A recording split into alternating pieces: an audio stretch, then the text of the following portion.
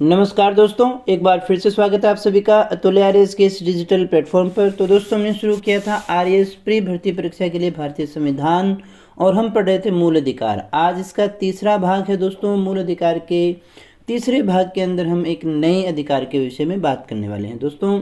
ये हमारा सिलेबस और इसमें हमने संविधान सभा, भारतीय संविधान की विशेषताएं, संविधान संशोधन, उद्देशिका ये पढ़ लिया था। अपना मूल अधिकार चल रहा है।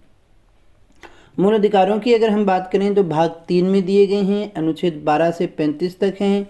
भारतीय संविधान में मूल रूप से हमें ये जो हैं 7 अधिकार प्रदान किए गए थे, जिनमें से संपत्ति के अधिकार को हटा दिया गया है। अभी 6 अधिकार मूल रूप से हमारे पास में मौजूद है। समानता के अधिकार को हम पढ़ चुके थे। आज हम बात करने वाले हैं स्वतंत्रता के अधिकार के विषय में, यानी स्वतंत्रता का अधिकार जो दिया गया है वो अनुच्छेद 19 से 22 तक है। हमें इसी के विषय में बात करनी है दोस्तों। तो चलिएगा शुरू करते हैं क्लास को और बात करते हैं हम मूल अधिकारों के अंतर्गत दूसरे अधिकार के विषय में, जिसका नाम है स्वतंत्रता का अधिकार। और अनुच्छेद है हमारे 19 से 22 तक, यानी कुल 4 जो अनुच्छेद हैं 19, 20, 21 और 22 के विषय में हमें बात करनी है। काफ़ी इंपॉर्टेंट है, बहुत से अच्छे प्रश्न यहाँ से बनते हैं।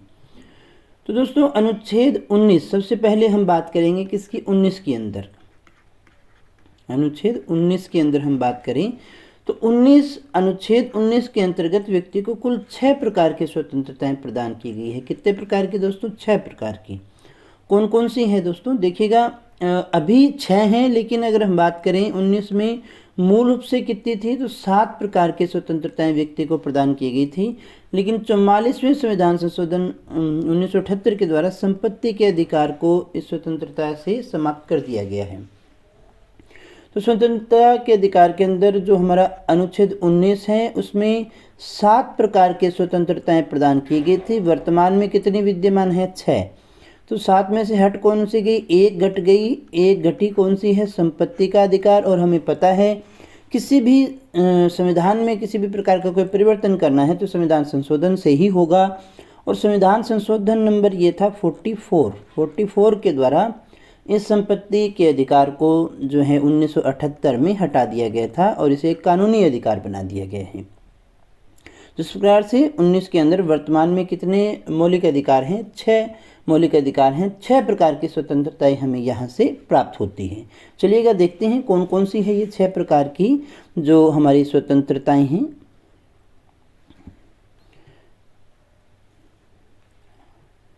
अनुच्छेद 19 की हम बात करें तो 19 के अंतर्गत कतिपय स्वतंत्रताएं और उनके निर्बंधन की बात है। अनुच्छेद 20 के अंदर अपराध के लिए दोष सिद्धि के संबंध में संरक्षण का अधिकार है। अनुच्छेद 21 के अंदर प्राण एवं दैहिक स्वतंत्रता का अधिकार है। अनुच्छेद 22 के अंदर कुछ दिशाओं में गिरफ्तारी से संरक्षण के अधिकार के विषय में बात हमें करनी है। अभी हम कौन सा पढ़ रहे हैं दोस्तों? अभी हम अनुच्छेद 19 को पढ़ रहे हैं। तो जिस स्वतंत्रता के अधिकार की अपने बात कर रहे थे उसमें जो है 19 से 22 तक हैं। 19 के अंतर्गत कतिपय स्वतंत्रताएं और उनके निर्बंधन की हमें बात करनी थी दोस्तों। और इसमें जो स्वतंत्रताएं दी गई हैं 19 के अंदर, 19(1) के अंदर जो हमें देखने को मिलती है वो है हमारी वाक एवं अभिव्यक्ति की स्वतंत्रता। दूसरी है शांतिपूर्वक और निरायुध सम्मेलन की स्वतंत्रता। संघ या संगठन बनाने की स्वतंत्रता। भारत संघ राज्य क्षेत्र में सर्वत्र अबाध रूप से संचरण व आगमन की स्वतंत्रता। भारत के किसी भी भाग में निवास करने या बस जाने की स्वतंत्रता। संपत्ति के अर्जन की स्वतंत्रता थी, लेकिन अभी इसको क्या कर दिया गया है? समाप्त कर दिया गया है, अब नहीं है। वृत्ति, आजीविका या व्यवसाय करने की स्वतंत्रता। तो ये जो है 6 प्रकार की स्वतंत्रताएं हमारे पास में मौजूद है। 7 थी पहले, 1, 2, 3, 4, 5 और 6 प्रकार की। 7वीं ये जो थी इसको हटा दिया गया है। तो इन सभी के विषय में हमें एक एक करके बात करनी होगी और यहाँ से बड़े अच्छे प्रश्न बनते हैं। तो अनुच्छेद 19 की बात करें तो 19(1)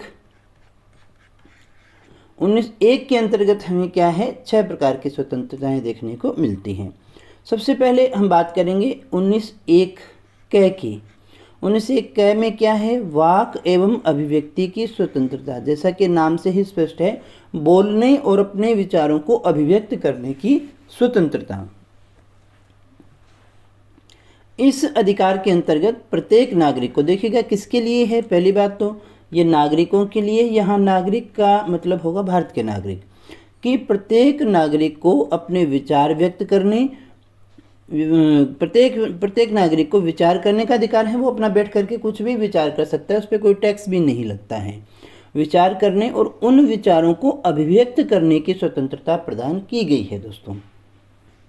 तो देखिएगा कोई भी व्यक्ति है उसमें दिमाग होगा और उस दिमाग के अंदर वो सोच सकता है, विचार कर सकता है, कुछ भी विचार करे उसकी इच्छा है, और उन विचारों को अभिव्यक्त करने की स्वतंत्रता व्यक्ति को प्रदान की गई है 19(1) क के अंतर्गत, वाक एवं अभिव्यक्ति की स्वतंत्रता के अंतर्गत। अब उसको किसी भी प्रकार से व्यक्त कर सकता है, हालांकि कुछ निर्बंधन हैं, है ना। ऐसा कुछ वो नहीं सोचेगा या अभिव्यक्त नहीं करेगा जिससे समाज की एकता और अखंडता को खतरा मौजूद हो। तो इस स्वतंत्रता के अंतर्गत विचारों को अभिव्यक्ति बोलकर, लिखकर, संकेतों के माध्यम से भी की जा सकती है। आप कोई सिनेमा बना सकते हैं, अखबार निकाल सकते हैं, कोई किताब निकाल सकते हैं, कोई आपने वीडियो बनाया है, ये सभी क्या है? व्यक्ति के विचारों को अभिव्यक्त करने की ही स्वतंत्रता के अंतर्गत आती हैं। अब देखिए स्वतंत्रता में कौन कौन सी स्वतंत्रताएं आती हैं। तो प्रेस की स्वतंत्रता इसी के अंतर्गत है, 19(1) क के अंतर्गत है। प्रेस की स्वतंत्रता किस में आती है? वाक एवं अभिव्यक्ति की स्वतंत्रता में आती है। दूसरा है जानने का अधिकार। जानने का अधिकार भी इसी के अंतर्गत आता है। चुप रहने का अधिकार जो हमारा है वो भी इसी के अंतर्गत आता है, क्योंकि किसी चीज़ के लिए चुप रहना भी क्या है? अपने आप की एक अभिव्यक्ति है। तो चुप रहने का अधिकार भी इसी में आता है। सूचना का अधिकार इसी में आएगा। जानने का अधिकार है तो फिर सूचना का अधिकार तो आना ही आना है। राष्ट्रीय ध्वज को फहराने का अधिकार, हम भी अपने देश के प्रति अपनी भावनाओं को व्यक्त कर सकते हैं। नवीन जिंदलवाद 2008 में ये डिसीजन दिया गया था कि हम भी हमारे घर पर राष्ट्रीय ध्वज का आह्वान कर सकते हैं, राष्ट्रीय ध्वज को लहरा सकते हैं। और अभी तो सरकार ने हर घर तिरंगा भी चलाया था राजस्थान के अंदर, इसमें हमने सभी ने घरों के ऊपर तिरंगा भी फहराया था दोस्तों। तो दोस्तों यहाँ हम अनुच्छेद 19 की बात करें, 19(1) के अंदर जो दी गई है वाक एवं अभिव्यक्ति की स्वतंत्रता है 1 क के अंदर। वाक एवं अभिव्यक्ति के अंतर्गत व्यक्ति सोचेगा और उनको किसी भी प्रकार से, किसी भी माध्यम से भावनाओं को व्यक्त कर सकता है दोस्तों। इसके अलावा इसमें और कौन कौन से आते हैं अधिकार? विदेश भ्रमण का अधिकार भी वाक और अभिव्यक्ति का है। प्रदर्शन और धरने का अधिकार भी है।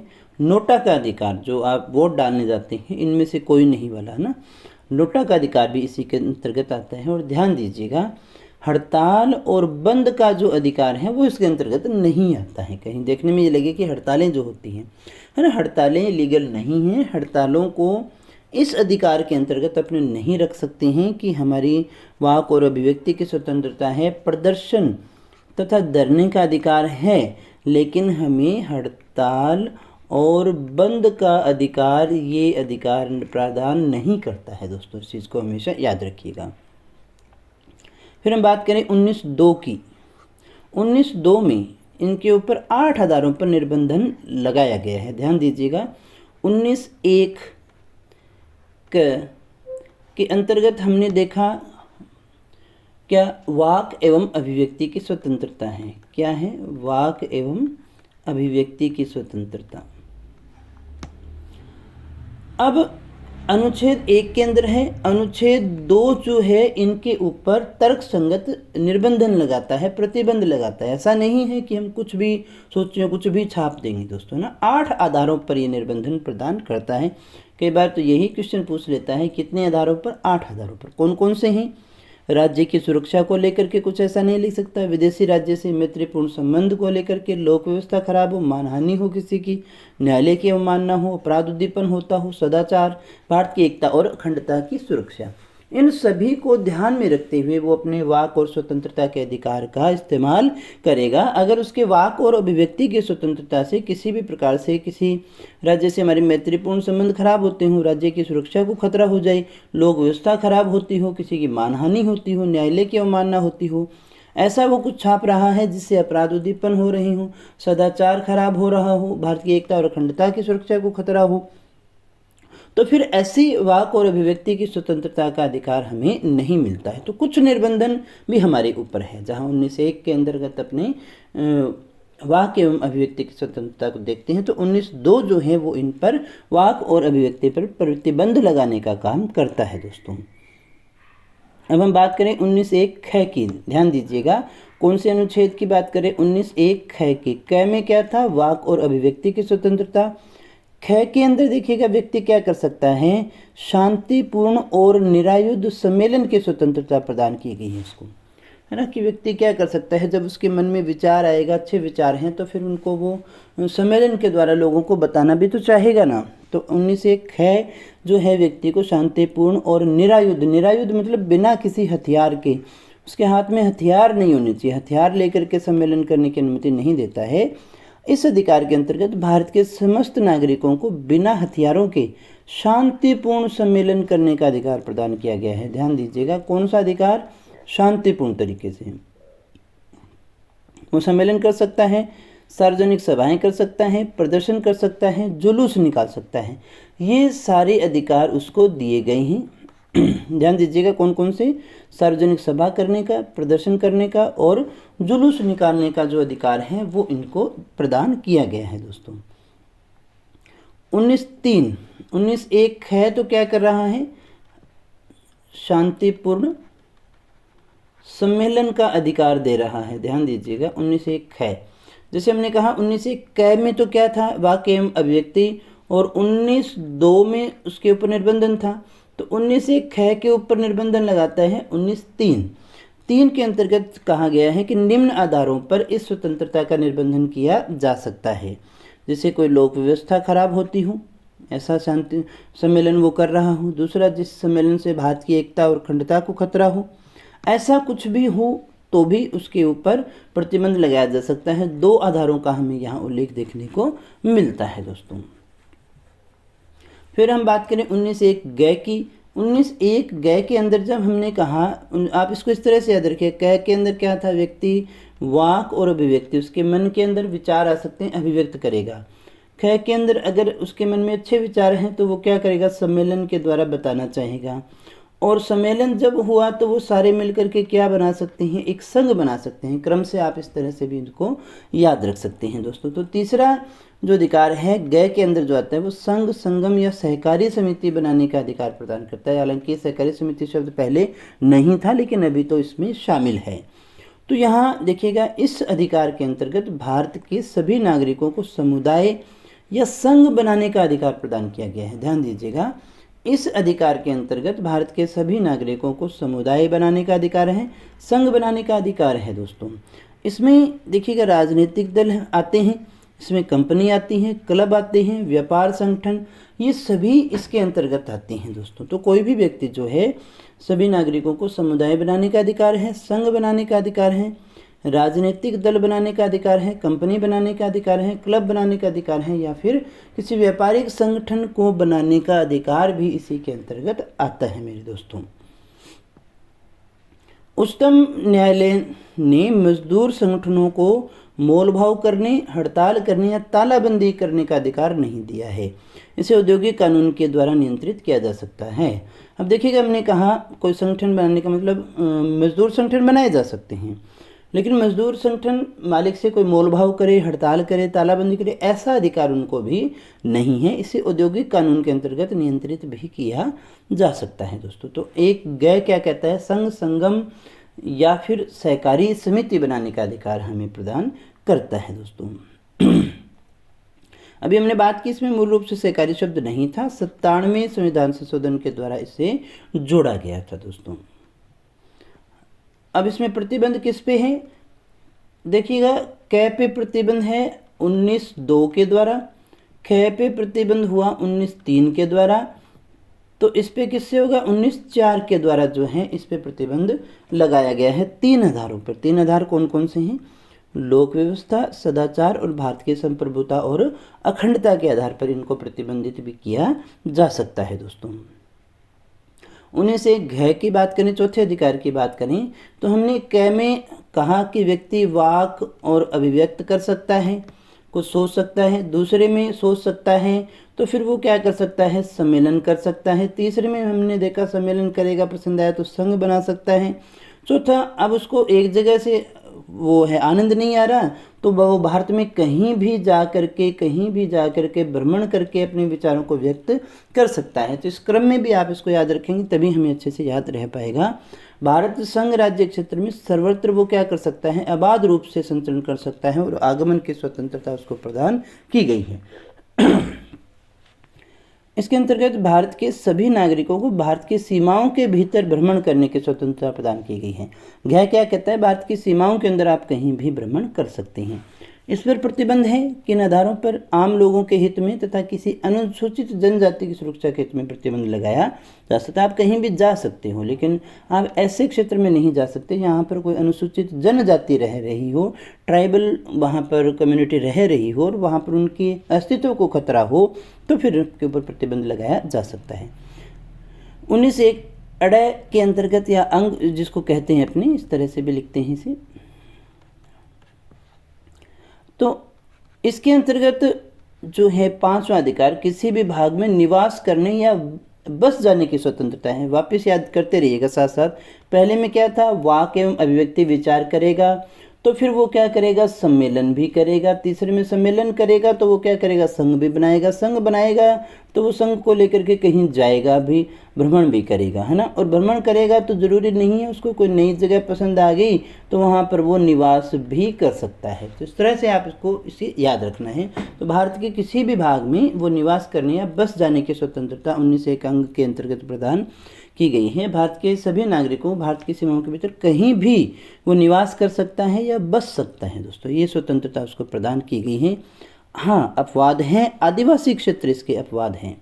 आदिवासी क्षेत्रों में वो नहीं जा सकता है, वहाँ पर अपने निवास नहीं बना सकता। हालांकि 370 हटने से पहले जम्मू कश्मीर में कुछ प्रतिबंध थे लेकिन 370 हट गई है अभी, तो जम्मू कश्मीर में भी स्थायी रूप से कोई व्यक्ति निवास करना चाहे तो वहाँ जा कर के निवास कर सकता है। इस 5 अनुच्छेद 19(5) जो है वो इसके ऊपर प्रतिबंध लगाता है। आम लोगों के हित में, किसी जनजाति की सुरक्षा के हित में, बस यही आता है जिसके द्वारा किसी जनजाति को खतरा न हो, आम लोगों के हित में रहे तो उनके ऊपर प्रतिबंध लगाया जा सकता है। छठे की अगर हम बात करें तो संपत्ति का अधिकार था जिसे हटा दिया गया है 44वें संविधान संशोधन के द्वारा, तो इसके बाद कुछ करने की आवश्यकता है नहीं। वर्तमान में ये 300 कै अनुच्छेद 300 कै के अंतर्गत क्या है, एक कानूनी या विधिक अधिकार है। भी पूछ लिया जाए संपत्ति का अधिकार है वर्तमान में तो कैसा है, कानून का अधिकार है, कानूनी अधिकार है। किसी सिविल कोर्ट में जाकर के आपके उसके लिए वाद दायर करेंगे, मूल अधिकार के रूप में उसके प्रति दावा प्रस्तुत नहीं कर सकते हैं। 19(6) यानी 7वां अधिकार, वैसे छठा अधिकार हो गया। जब हमने कहा एक पहला अधिकार था वाक एवं अभिव्यक्ति का, दूसरे में वो क्या करेगा, वाक एवं अभिव्यक्ति आएगी तो उसके अंतर्गत वो सम्मेलन करेगा, सम्मेलन करेगा तो फिर भ्रमण करेगा, भ्रमण करेगा तो वो सम्मेलन करेगा तो वो संघ बनाएगा, संघ बनाएगा तो उसको लेकर के कहीं जाएगा, भ्रमण करेगा, भ्रमण करेगा तो वो कहीं क्या कर सकता है, निवास कर सकता है, निवास करेगा तो उसको कुछ काम करने के लिए कुछ व्यवसाय भी करना पड़ेगा ना, तो वो वृत्ति आजीविका का जो अधिकार है वो भी हमें 19(1)(6) के अंतर्गत प्राप्त होता है। दोस्तों इसके अंतर्गत भारत के सभी नागरिकों को वृत्ति, उपजीविका या व्यापार या कारोबार करने की स्वतंत्रता प्रदान की गई है। आप कोई भी कारोबार अपना कर सकते हैं अपने रोजगार चलाने के लिए। हाँ, लेकिन इसके अंतर्गत आप कोई नशीली दवा नहीं बना सकते, मदिरा नहीं बना सकते, मिलावटी खाद्य पदार्थ और महिलाओं बच्चों को अवैध व्यापार के अंतर्गत नहीं डाल सकते। हमने कहा आजीविका कमाने का अधिकार हमें ये देता है, लेकिन आजीविका कमाने के लिए हम कोई नशीली दवा तो नहीं बना सकते ना, हम मदिरा तो नहीं बना सकते ना, कोई मिलावटी खाद्य पदार्थ तो नहीं बेच सकते। कुल मिलाकर के ऐसी चीज़ जिससे किसी के जीवन को नुकसान होता हो ऐसा व्यवसाय हम नहीं कर सकते हैं ना। कोई महिलाओं और बच्चों को खरीदना बेचना शुरू कर दे तो ऐसा व्यवसाय तो हम नहीं कर सकते हैं। दोस्तों इसके ऊपर प्रतिबंध 19(6) में है। तकनीकी अर्हता की आवश्यकता होगी, आम जनता के हित में होना चाहिए, राज्य के एकाधिकार पक्ष में इनके ऊपर प्रतिबंध भी लगाया जा सकता है। दोस्तों अगले अधिकार की बात करें अनुच्छेद 20 में। अनुच्छेद 20 में है अपराध के लिए दोष सिद्धि के संबंध में संरक्षण प्रदान करता है। ध्यान दीजिएगा, 20 में क्या है, अपराध के लिए दोष सिद्धि के संबंध में संरक्षण प्रदान किया गया है। ये सभ्य नागरिकों के लिए है, न कि मुजरिमों के लिए। इस चीज़ को ध्यान दीजिएगा। अब पहला जो इसमें एक अधिकार आता है, भूतलक्षी दांडिक विधियों से संरक्षण। किसी भी व्यक्ति को तब तक अपराधी नहीं ठहराया जा सकता जब तक कि उसने अपराध के समय विद्यमान किसी भी विधि का उल्लंघन न किया हो, और उसे अपराध के समय प्रचलित कानून के अंतर्गत ही दंडित किया जाएगा, और उतना ही दंड दिया जाएगा जो तात्कालिक विधि के अंतर्गत प्रचलित है। मान लीजिएगा समय है 1 जनवरी 2022 का, अभी तो बहुत आगे निकल गए अपने, लेकिन सपोज करिएगा 1 जनवरी 2022 का। इस दिन किसी व्यक्ति ने कोई अपराध किया है कुछ ऐसा कृत्य किया जो वो हो सकता है पहले कभी नहीं हुआ हो, ऐसा कोई अपराध किया है, ऐसा कोई कार्य किया है, लेकिन ये देखा जाएगा कि जब इसने 1 जनवरी को किया है तो ये क्या अपराध की श्रेणी में था। अगर है तो इसे दंडित किया जाएगा उस अपराध के अंतर्गत, और इस अपराध में जो दंड था उतना ही दंड दिया जाएगा, उससे कम या ज़्यादा नहीं दिया जा सकता। समझने की कोशिश करिएगा, जिस समय अपराध हुआ उस समय अगर वो कृत्य अपराध की श्रेणी में आता है तो अपराधी माना जाएगा। ऐसा नहीं है कि वो अपराध हो गया उसके बाद में हमें कानून बनाएं और उसको अपराधी घोषित करें, तो कानून बनने के बाद में ही कोई उस कानून के तहत अपराधी घोषित होगा, अन्यथा नहीं होगा दोस्तों। हालांकि ये सिविल मामलों में नहीं है, ये आपराधिक मामलों की बात अपनी कर रहे हैं। तो सिंपल सी बात समझिएगा, जिस समय उसने अपराध किया उस समय वो कार्य अपराध के अंतर्गत आना चाहिए। अगर आ रहा है तो उस समय उसको जो दंड दिया जा सकता है, उस समय उसके सामने 3 साल की कैद है तो 3 की मिलेगी। उसको मृत्यु दंड अपने बाद में कानून बना करके नहीं दे सकते हैं। इसको अपने भूतलक्ष्य कहते हैं कि कानून बाद में बनाए और पहले हुए किए हुए किसी कृत्य पे हम उसको लागू कर दें। तो ध्यान दीजिएगा, अगर आप इस बात को समझ पा रहे हैं कि जिस समय अपराध हुआ उस समय वो कार्य अपराध की श्रेणी में होना चाहिए, नंबर 1 बात, नहीं है तो फिर दंड नहीं मिलेगा। दूसरी बात, अगर कोई अपराध किसी समय व्यक्ति ने किया उस समय वो अपराध है और उस अपराध में जितना दंड का प्रावधान है उसको उतना ही दंड दिया जाएगा। बाद में कानून बना करके, अपराध करने के बाद में उस पहले दंड कम है तो बाद में कानून बना करके अधिक दंड उसके अंदर डाल के और हम फिर उसे दंडित नहीं कर सकते हैं दोस्तों। और इसका संबंध केवल दांडिक मामलों से है, सिविल मामलों में ऐसा नहीं आता है। फौजदारी मामलों में जिसमें खून बहता है, सिंपल सी बात करें, है ना, जमीन जायदाद के मामलों में तो ऐसा नहीं है, उसमें किया जा सकता है, लेकिन जो अपने दांडिक मामले हैं उनमें ऐसा अपने नहीं कर सकते हैं। दूसरा है दोहरे दंड से संरक्षण। एक ही अपराध के लिए व्यक्ति को 2 बार दंड नहीं किया जा सकता, है ना, एक से अधिक बार न्यायालय के द्वारा अभियोजित या दंडित नहीं किया जा सकता। एक अपराध किया तो उसको एक ही बार सजा मिलेगी, बार बार नहीं मिलेगी दोस्तों, ये भी इसी के अंतर्गत आता है। दोहरा दंड एक तो कानून देगा, दूसरा कोई सरकारी कर्मचारी है तो उसके ऊपर विभागीय कार्यवाही, अनुशासनात्मक कार्यवाही होती है, तो ये इसका अपवाद मानी जाएगी। ये किया जा सकता है ना, किसी मान लीजिए कोई व्यक्ति रिश्वत लेते हुए पकड़ा जाता है तो उसके ऊपर 2 प्रकार की कानूनी कार्यवाही होगी, जेल वगैरह वो हो गई। दूसरी, विभाग भी उस पर क्या करेगा, जिस डिपार्टमेंट का है उसके ऊपर विभागीय कार्यवाही भी होगी। तो हमने कहा एक काम के लिए 2 दंड नहीं दिए जा सकते, यहाँ देखने में दिए जा रहे हैं, लेकिन इस तरह से किया जा सकता है। विभागीय कार्यवाही और अनुशासनात्मक कार्यवाही जो है वो इसका अपवाद ही मानी जाएगी। तो यहाँ दिया जा सकता है, बाकी स्थितियों में दोहरा दंड अपने नहीं दे सकते हैं। एक इसमें आता है आत्म अभिशंसन से संरक्षण। इसका अभिप्राय है किसी भी व्यक्ति को खुद के विरुद्ध ही गवाही देने के लिए या फिर उसका अपराध स्वीकार करने या अपने विरुद्ध साक्ष्य देने के लिए बाध्य नहीं किया जा सकता, चाहे तो स्वेच्छा से गवाही दे सकता है। जैसे आपने देखा होगा कई बार फिल्मों में या सीरियल्स में कि व्यक्ति जब ये कह देता है ना कि मुझसे तो ज़बरदस्ती कहलवाया है पुलिस वालों ने, तो फिर वो स्वीकार नहीं होता। ऐसे ही कहा गया है कि किसी व्यक्ति को अपराध स्वीकार करने के लिए ज़बरदस्ती आप बाध्य नहीं कर सकते हैं, तो वो भी माना नहीं जाएगा। सुप्रीम कोर्ट के द्वारा 2010 में सेल्वी बनाम कर्नाटक राज्यवाद में नार्को टेस्ट जो होता है, पोलीग्राफी टेस्ट जो होता है, ब्रेन मैपिंग, लाई डिटेक्टर आदि का प्रयोग भी व्यक्ति के ऊपर प्रतिबंधित कर दिया गया है। यानी इनको भी आप, क्योंकि ये अपने आप में क्या कर रहे थे, स्वयं के विरुद्ध ही साक्ष्य प्रस्तुत करवा रहे थे। नार्को टेस्ट में कौन साक्ष्य बन रहा है, खुद ही बन रहा है ना, तो ये अब प्रतिबंधित कर दिए गए हैं इसी कानून के अंतर्गत। हाँ, इनका प्रयोग किया जा सकता है महिलाओं या राज्यों के विरुद्ध कोई ऐसा अपराध किया गया है और जिसके लिए उच्चतम न्यायालय और संबंधित व्यक्ति की अनुमति मिल जाए, जिसका पॉलीग्राफ टेस्ट ये किया जा रहा है उसकी अनुमति मिल जाए, और दूसरा कि उच्चतम न्यायालय भी कहे, और सबसे बड़ी बात कोई अपराध ऐसा होना चाहिए महिलाओं और राज्य के विरुद्ध हो, तो फिर वहाँ पर हम इनका उपयोग कर सकते हैं। या हम इनका उपयोग कर सकते हैं जांच के लिए, है ना। कानून कोर्ट में साक्ष्य के रूप में ये प्रस्तुत नहीं होते हैं दोस्तों। कि डीएनए फिंगरप्रिंटिंग को मान्यता है, ये एक अलग चीज़ है ना।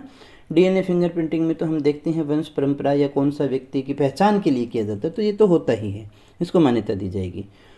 सबसे बड़ी बात यह है कि अनुच्छेद 20 जो है वो आपातकाल में भी रद्द नहीं होता है, इसे निलंबित नहीं किया जा सकता है दोस्तों। फिर हम बात करें अनुच्छेद 21 की, तो प्राण एवं दैहिक स्वतंत्रता आती है। इसके अंतर्गत भारतीय संविधान द्वारा सभी व्यक्तियों को जीवन का संरक्षण प्रदान किया गया है, और ये कहा गया है कि किसी भी व्यक्ति को विधि के द्वारा स्थापित प्रक्रिया के बिना प्राण एवं दैहिक स्वतंत्रता से वंचित नहीं किया जाएगा। किसी भी व्यक्ति को प्राण एवं दैहिक स्वतंत्रता से वंचित करना है तो विधि के द्वारा स्थापित प्रक्रिया से ही किया जाएगा, यानी जो हमारा संविधान है उसके अनुसार ही किया जा सकता है, इतर नहीं किया जा सकता है। डॉक्टर भीमराव अंबेडकर ने अनुच्छेद 21 को मैग्ना कार्टा या संविधान का मेरुदंड भी कहा है, ये भी स्टेटमेंट कई बार आ जाता है। अब देखते हैं विधि द्वारा स्थापित प्रक्रिया, जिसे हमने कहाँ से लिया है, जापान से। विधि के द्वारा स्थापित प्रक्रिया का मतलब सीधा सा है कि हमें किसी के व्यक्ति का अगर प्राण एवं दैहिक स्वतंत्रता से वंचित कर रहे हैं तो हमें कानून के द्वारा ही किया जाएगा। विधि द्वारा स्थापित प्रक्रिया है ना, उसको विधि बना करके ही किया जा सकता है, वैसे नहीं किया जा सकता है। 1950 का गोपालन बनाम भारत संघ वाद है, इसमें उच्चतम न्यायालय द्वारा निर्धारित किया गया कि अनुच्छेद 21 व्यक्तियों को केवल कार्यपालिका के विरुद्ध संरक्षण प्रदान करता है, न कि व्यवस्थापिका के विरुद्ध। अब हम इसमें थोड़ा सा ध्यान दें, ये जो था ये बना हुआ था कि बिना विधि बनाए हम किसी व्यक्ति को प्राण एवं दैहिक स्वतंत्रता से अलग नहीं कर सकते, तो वो काम कौन कर सकता है, कार्यपालिका। लेकिन व्यवस्थापिका क्या कर सकती है, व्यवस्थापिका क्या कर सकती है, कोई कानून या विधि इसने बना दी, और विधि बना करके वो चाहे तो फिर प्राण एवं दैहिक स्वतंत्रता से उसको वंचित कर सकती है। ये कहा गया। अनुच्छेद 21 क्या कर रहा था, केवल कार्यपालिका के विरुद्ध संरक्षण दे रहा था, व्यवस्थापिका के विरुद्ध नहीं, क्योंकि हमने यही तो कहा ना कि व्यवस्थापिका अगर विधि बनाती है तो फिर किया जा सकता है। अर्थात इसका मतलब ये था कि व्यवस्थापिका विधि के माध्यम से किसी भी व्यक्ति के जीवन की स्वतंत्रता का हनन कर सकती है दोस्तों। यही इसमें विवाद का विषय रहा था। न्यायालय के अनुसार 19 और 21 को हम एक दूसरे का पूरक मानते हैं। गोपालन केस जब था, इसके अंतर्गत विधि द्वारा स्थापित प्रक्रिया की संकीर्ण व्याख्या की गई। इसमें गोपालन भारत संघवाद में यही हमें इसको बताया गया कि विधि द्वारा स्थापित प्रक्रिया का मतलब यही है कि जो कार्यपालिका है वो नहीं कर सकती है, लेकिन व्यवस्थापिका विधि बना करके किसी व्यक्ति की स्वतंत्रता का हनन कर सकती है। ये एक संकीर्ण व्याख्या की गई थी। इसके तहत न्यायपालिका ने केवल कार्यपालिका के कार्यों की समीक्षा करी। इसके द्वारा ये कहा गया गोपालन केस में कि न्यायपालिका केवल किसकी समीक्षा करे, कार्यपालिका की। हमने कहा विधि द्वारा स्थापित प्रक्रिया तो विधि बना दी गई, तो फिर उसकी समीक्षा तो नहीं की जा सकती ना। न्यायपालिका कानून की समीक्षा नहीं कर सकती, अर्थात कोई कानून प्राकृतिक कानून के अनुरूप है या नहीं, इसकी समीक्षा नहीं कर सकती है, ऐसा इसमें कहा गया। अतः उसे अक्षरशः कानून का पालन करना है। यानी जो विधि बना करके कर दिया गया ना, उसको किया जा सकता है।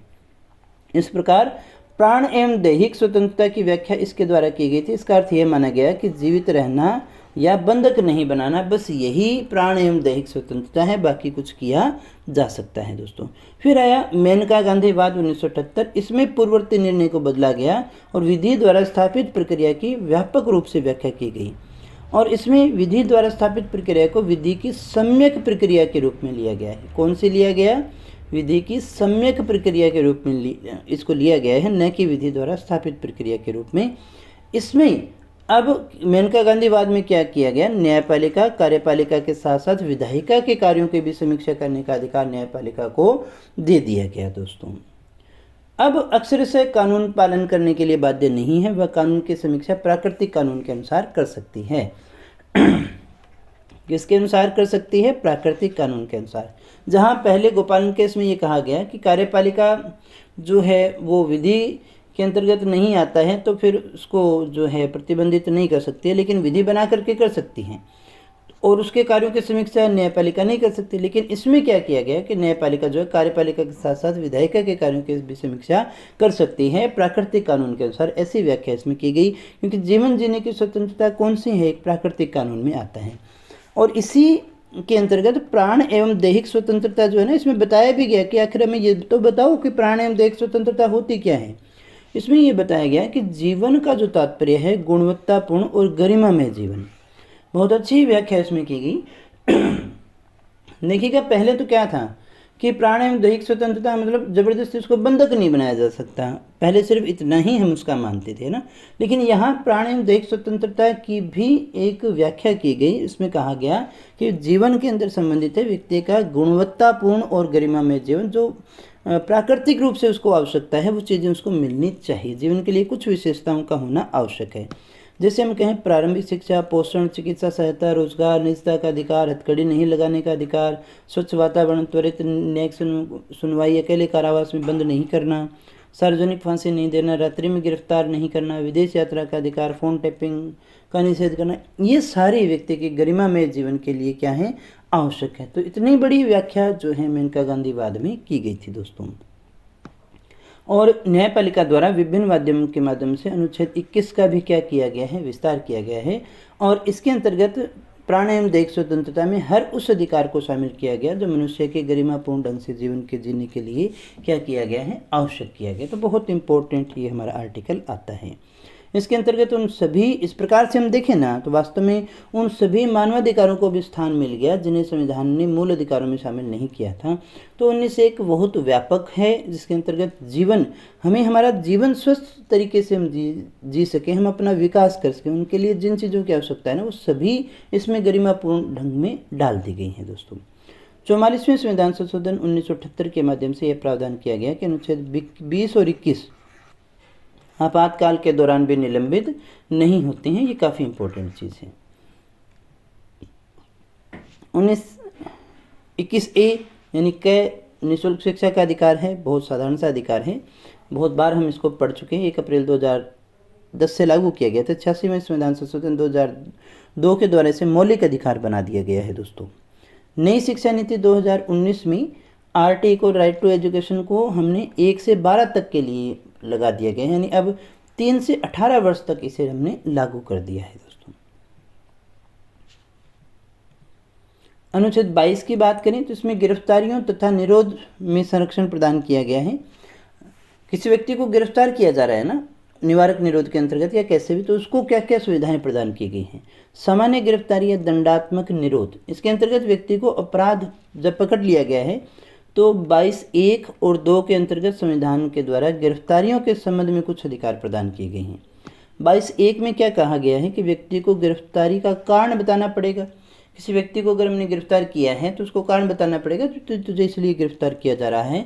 और आत्मसंरक्षण के लिए उसे एक वकील का प्रयोग और परामर्श करने का अधिकार दिया गया है। जैसे किसी व्यक्ति को आपने सीरियल्स में देखा होगा ना, किसी को गिरफ्तार किया जाता है तो आपको वो कहता है मुझे क्यों गिरफ्तार किया जा रहा है, वारंट दिखाओ और मुझे मेरे वकील से बात करनी है। ये हमारे मौलिक अधिकारों में आता है दोस्तों। 22(1) के द्वारा मिलता है। 22(2) क्या कहता है, इसमें यह उपबंध किया गया है कि 24 घंटे के अंदर अंदर उसे मजिस्ट्रेट के सामने पेश किया जाएगा। ध्यान दीजिएगा, 2 अधिकार हैं 22(1) 22(2) में। 22(1) कहता है कि गिरफ्तारी के कारणों को भी जानना है और आत्मसंरक्षण के लिए वो वकील भी बुला सकता है, पहला अधिकार। दूसरे के अंतर्गत वो क्या कर सकता है, 24 घंटे की अवधि के अंदर अंदर उसे क्या करना है, मजिस्ट्रेट के सामने पेश किया जाना चाहिए। अब 24 घंटे के अंदर जो है 24 घंटे से ज़्यादा किसी व्यक्ति को गिरफ्तार नहीं रखा जा सकता है। दूसरी बात, जब उसको रखा जाएगा मजिस्ट्रेट के सामने तो उसमें यात्रा और वो समय छोड़ देंगे, है ना, कहीं आने जाने वाले कोई टाइम को भी शामिल कर लें। तो आने जाने वाले टाइम को छोड़ करके 24 घंटे के अंतर्गत किसी व्यक्ति को अगर गिरफ्तार किया तो उसे मजिस्ट्रेट के सामने पेश करना ही पड़ेगा गिरफ्तारी के समय से। ये 2 बातें हमें याद रखनी है। 22(3) के अंतर्गत हमने कहा कि कुछ अनुच्छेद 22(1) और 2 किन व्यक्तियों को उपलब्ध नहीं होंगे, जो शत्रु देश के निवासी हों या निवारक निरोध के अंतर्गत गिरफ्तार किए गए हों। तो ये सबको मिलेगा क्या, नहीं मिलेगा ये अधिकार की। सब ये कहें भी मुझे कारण बताओ, मुझे वकील दो, 24 घंटे में पेश करो, नहीं। कोई शत्रु देश का निवासी है या निवारक निरोध के अंतर्गत किसी को गिरफ्तार किया गया तो उसे 22(1) और 22(2) का लाभ नहीं मिलेगा। निवारक निरोध क्या होता है कि जब किसी को व्यक्ति को इसलिए गिरफ्तार किया है कि वो अपराध करने वाला था, गंभीर अपराध को अंजाम दे रहा था, कोई आतंकवादी गतिविधि करने वाला था ना, अभी उसने अपराध किया तो नहीं है, उसको गिरफ्तार कर लिया जाए, है ना। तो अब हम कहीं भी इसने अपराध किया तो नहीं है, लेकिन ये तो बम बना रखा था, फोड़ने वाला ही था। तो अगर उसको गिरफ्तार किया गया है निवारक निरोध के अंतर्गत, किसी प्रकार से ऐसे व्यक्ति को अगर किया जाता है तो फिर वो निवारक निरोध के अंतर्गत आता है, उसे ये सुविधाएं उपलब्ध नहीं होती। ये जो निवारक निरोध हमारा जो नियम है उसका उद्देश्य किसी अपराधी को दंडित करना नहीं है, बल्कि उसे अपराध करने से क्या होता है, रोकना होता है। जैसे कोई मान लीजिए ऐसा सम्मेलन करने वाला हो जिससे दंगे भड़कने की संभावना हो, तो उसको पहले गिरफ्तार कर लिया जाता है उसको रोकने के लिए, है ना। उसका अर्थ उसको दंडित करना नहीं है, बल्कि उस अपराध को करने से क्या होता है, रोकना होता है। तो वहाँ पर ऐसा नहीं किया जा सकता, वो 22(1) और 2 उसको नहीं मिलता है। अब 22(1) और 2 जो है समवर्ती सूची का विषय है, इस पर विधि निर्माण का अधिकार, ये जो निवारक निरोध है ये समवर्ती सूची का विषय, ध्यान दीजिएगा। इस पर जो कानून बना सकता है, केंद्र भी बना सकता है और राज्य भी बना सकता है। 22(4) के अंतर्गत देखिएगा, ये कहा गया है कि निवारक निरोध के अंतर्गत अगर हमने किसी व्यक्ति को गिरफ्तार किया है तो 3 माह तक ही हम उसे गिरफ्तार रख सकते हैं निवारक निरोध में। अगर उससे ज़्यादा रखना हो तो किसी ऐसे सलाहकार बोर्ड का गठन हमें करना पड़ेगा जिसका अध्यक्ष उच्च न्यायालय का न्यायाधीश हो या उसके समकक्ष योग्यता वाला हो, है ना। तो 22(1), 22(2), 22(3) और 22(4) को हमने अच्छे से देख लिया है, ठीक है। तो 22(1) तो हमें जहाँ पर ये कह रहा है कि किसी व्यक्ति को अगर गिरफ्तार किया है तो उसे कारण भी बताना पड़ेगा, वकील भी देना पड़ेगा। 2 कहता है, 22(2) कहता है कि किसी व्यक्ति को गिरफ्तार कर लिया गया है तो उसे 24 घंटे के अंतर्गत यात्रा के समय को निकाल करके 24 घंटे के अंदर अंदर उसे मजिस्ट्रेट के सामने पेश करना पड़ेगा। 3 कहता है कि ये सभी 1 और 2 सबको नहीं मिलेगा। अगर किसी शत्रु देश का है, निवारक निरोध में उसको गिरफ्तार किया गया तो 22(1) और 2 का लाभ उसे नहीं मिलेगा। 22(4) कहता है कि निवारक निरोध में किसी व्यक्ति को कितने समय तक गिरफ्तार रखा जा सकता है, 3 महीने तक ही गिरफ्तार रखा जा सकता है। उससे ज़्यादा रखना है तो एक ऐसा सलाहकार बोर्ड हमें बिठाना पड़ेगा जिसका अध्यक्ष किसी उच्च न्यायालय का न्यायाधीश हो या समकक्ष योग्यता वाला हो। निवारक निरोध में यथाशीघ्र कारण बताना कोई आवश्यक नहीं है, तब आवश्यक होगा, कारण बताना आवश्यक होगा, लेकिन राष्ट्रीय सुरक्षा को खतरा हो तो कारण भी बताना आवश्यक नहीं है ना। जैसे हमने कहा कि कारण तो सबको बताया जा रहा है ना, निवारक निरोध में भी आपको पकड़ेंगे तो कारण बता देंगे आप ये करने वाले थे, लेकिन अगर कोई मामला राष्ट्रीय सुरक्षा को तो यहाँ पर कारण बताना भी उसको ज़रूरी नहीं होगा। ये सारी बातें थी। तो 19, 20, 21 और 22 चारों अनुच्छेद हमने अच्छे से देख लिए हैं। मुझे उम्मीद है सभी चीज़ें आपको अच्छे से समझ में आ गई होगी। दोस्तों, अगर वास्तव में आपने कुछ सीखा है तो वीडियो को लाइक करके जाइएगा, दोस्तों के साथ में शेयर कीजिएगा और कमेंट करके मुझे ज़रूर बताइएगा। क्लास आपके लिए है, आपके अनुसार इसमें सुधार भी किए जा सकते हैं। चैनल पे पहली बार आए हो तो सब्सक्राइब कर लेना, क्योंकि इस तरह के क्वालिटी एजुकेशन वीडियो केवल और केवल आपको ऐसे चैनल पर मिलते हैं नेक्स्ट वीडियो में एक नए टॉपिक के साथ, कुछ नई जानकारी के साथ। तब तक यूँ ही बने रहे हमारे साथ। Thank you very much.